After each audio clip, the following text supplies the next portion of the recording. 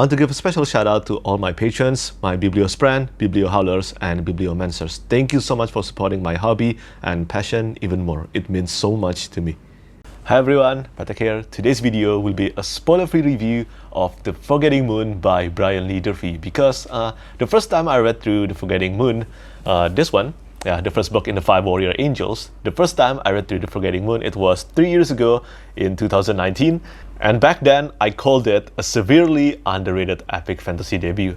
And now, I will still call it the same. So I just finished my reread of The Forgetting Moon in preparation for the Lonesome Crown, the third book and the final book in the series, which will be released, I think, at the end of November. Yeah, it will be released at the end of November. So right now, I'm doing a reread of the entire series in preparation to refresh my memory. The first book is The Forgetting Moon. The second book is The Blackest Heart. And after doing my reread of this book, my opinion on this book is pretty much still the same as the first time I read through it. Actually, I have come to appreciate this much more now. But it is such a shame that The Forgetting Moon is still very much underrated to this day. Forgetting Moon has been published for almost, I think, 6 years now. Right now, The Forgetting Moon has more than 1,000 ratings on Goodreads, but 3 years ago, when I first read through it, it has about 500 ratings, which honestly is pretty insane because in my opinion, this is one of the best fantasy debuts of all time. It is also one of the biggest one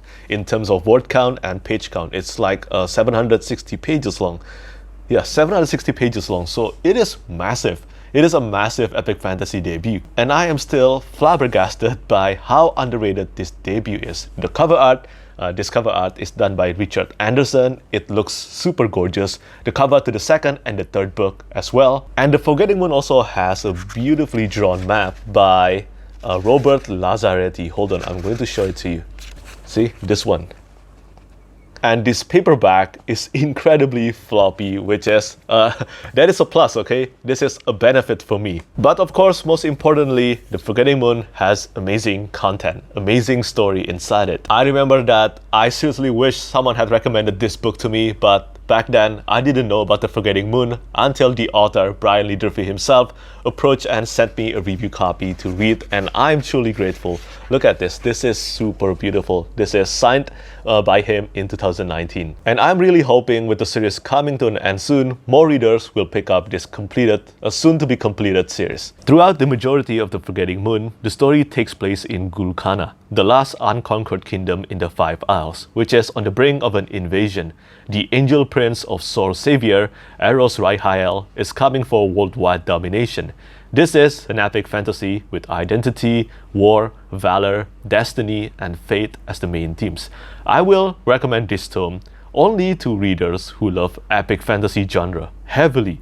Like many other epic fantasy books I've read and love, The Forgetting Moon is, in my opinion, a mostly foundational book. The main purpose of this debut is to have a firm groundwork for the author to work with in the future installments, and Durfee did this exceptionally. In this first installment, Durfee has established the character's background, personalities, and motivations. The world building was also intricately crafted. I don't want to spoil anything important here, so I will just mention that if you love Malice by John Gwynne, or The Ember Blade by Chris Wooding, with a touch of a Game of Thrones by George R. R. Martin, as I did, and I'm not saying these names lightly here, this could be a huge contender to become your new favorite debut. In this embattled world, man held faith in invisible forces and hostile spirits, oftentimes doing the bidding of the wraiths that fed in his soul.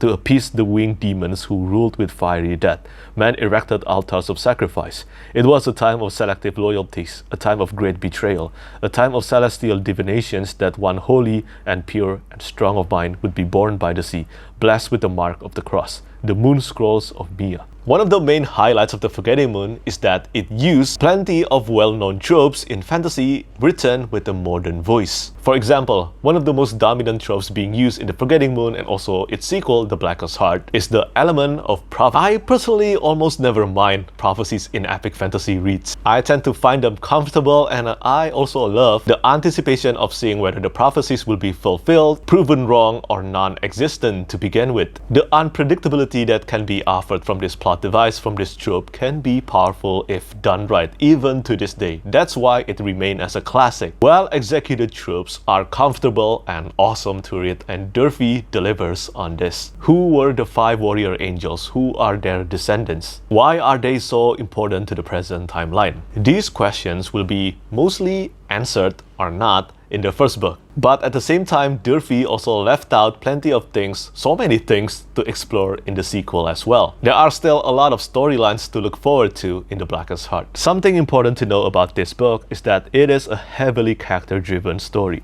The characters and their characterizations will definitely be the make or break factor for readers. This is a big book with an even bigger sequel, and if you do not care about the characters, the book or series probably will not work for you. I will also admit that there were a few moments where the pacing did slow down too much, but luckily for me, I enjoyed loving and hating the characters that they cancelled this minor issue with the book. Durfee has a great talent for making sure his characters' personalities, feelings, and behaviors are conveyed properly. All the main characters were engaging to read, and Neil in particular was my favorite point of view to read. Jon Snow of A Song of Ice and Fire, Randall Thor from The Wheel of Time.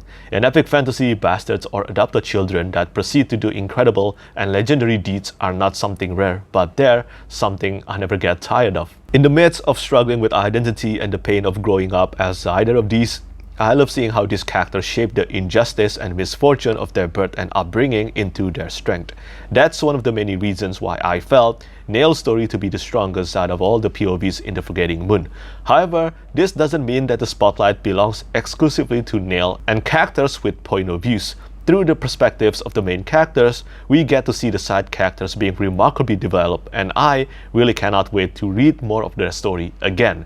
It's simply incredible how Durfee connected the plot thread between all these characters from different isles and factions. Also, Durfee's prose was really easy to read, but it never felt too simple. It had this vivid quality that I really enjoyed reading. Personally speaking, the arrangements of words he chose in The Forgetting Moon felt just right to read, and it is shown brilliantly through the characters, characterizations, world building, and the tension-packed action scenes. Excluding the invasion itself, most of the battles and actions in The Forgetting Moon were displayed in duels or skirmishes rather than a large-scale war, and they were all done magnificently, in my opinion. Believe me that Durfee is leaving the large-scale battle scenes in The Blackest Heart. Back then, I didn't know about this, but now because I'm rereading through the series, Durfee is leaving the large-scale battle scene, the large-scale war scenes in The Blackest Heart. And I look forward to reading that battle scenes again. The world building of this book was extraordinary and important. I mean it, the world building played a huge part in influencing the story and characters.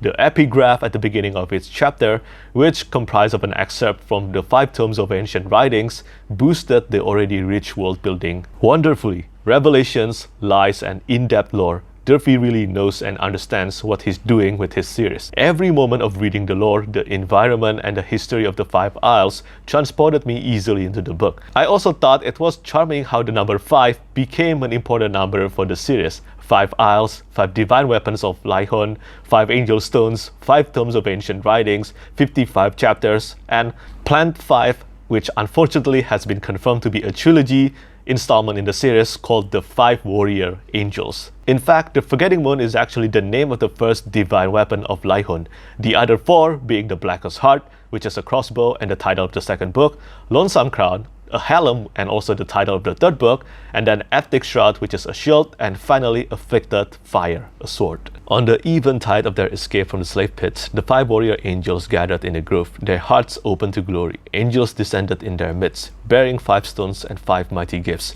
a red stone and a sword for the princess, a white stone and a pearl-colored shield for the thief, a black stone and a black crossbow for the assassin, a green stone and a war helm for the gladiator, and lastly, a blue stone and a battle axe for the king of slaves, the way and truth of Laihon. If you love reading about prophecies like that, I think you will have such a great time reading The Forgetting Moon and also the 5 warrior angels. There are so many twists and turns with the prophecies, which one is the truth, which one are lies. These are done so well. And I think The Forgetting Moon is really worth your time if you love reading epic fantasy.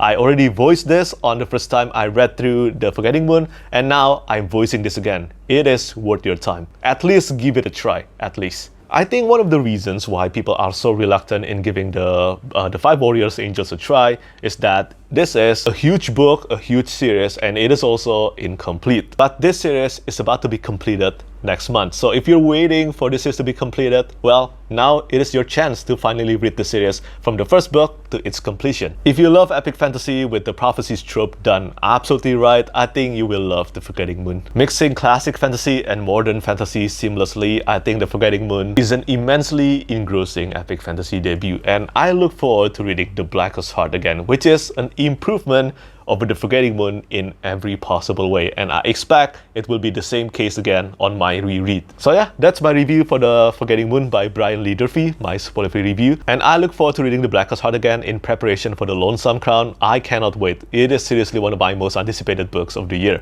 So do tell me whether you have read The Forgetting Moon or not, or maybe you have read The Blackest Heart as well, and are you looking forward to reading the entire series or The Lonesome Crown? And let me know what you think about it. As always, thank you so much for watching, and thank you for your support. Bye bye. Lastly, I want to say thank you so much once again to all my patrons who keep on supporting me.